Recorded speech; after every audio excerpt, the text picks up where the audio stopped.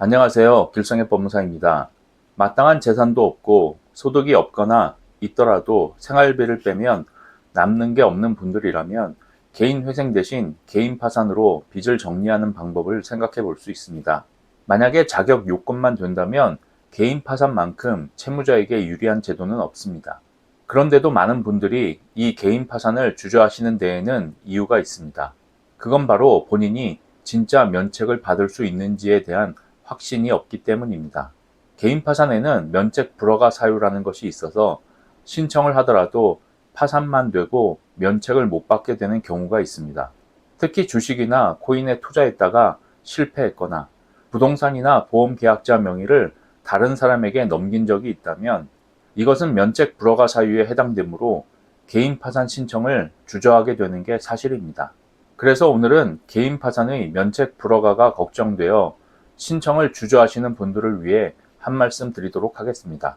주식이나 코인, 인터넷 도박 또는 재산 은닉과 같은 면책 불허가 사유 때문에 실제로 면책을 못 받는 경우도 있습니다. 그러나 면책 불허가 사유가 있다고 무조건 면책을 못 받는 것은 아닙니다.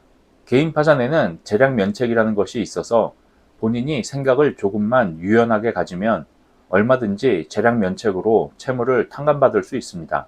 재량 면책이란 채무의 발생 원인, 면책 불허가 사유의 정도, 면책 불허가 했을 때의 채무자의 경제적 제기 가능성 등을 법원이 종합적으로 고려하여 설사 채무자에게 면책 불허가 사유가 있더라도 면책을 해주는 것이 오히려 낫겠다 싶을 때 법원에서 재량으로 면책을 해주는 것입니다. 실제로 실무상 재량 면책으로 면책받는 경우들이 제법 많습니다.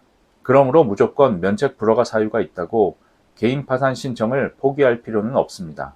대신 이 재량 면책을 받기 위해 법원에 일정 금액을 내야 되는 경우가 있습니다.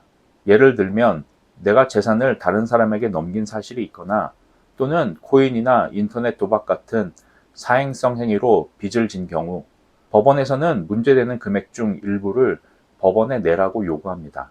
원래는 면책을 불허가해야 하지만 어차피 가용소득이 없어 개인 회생도 어려운 경우에는 그냥 면책을 불허가하기보다는 채무의 일부라도 환수하여 채권자들에게 나눠주고 채무자에게는 면책을 통해 재기의 기회를 주는 것이 사회적으로 훨씬 유익하기 때문입니다.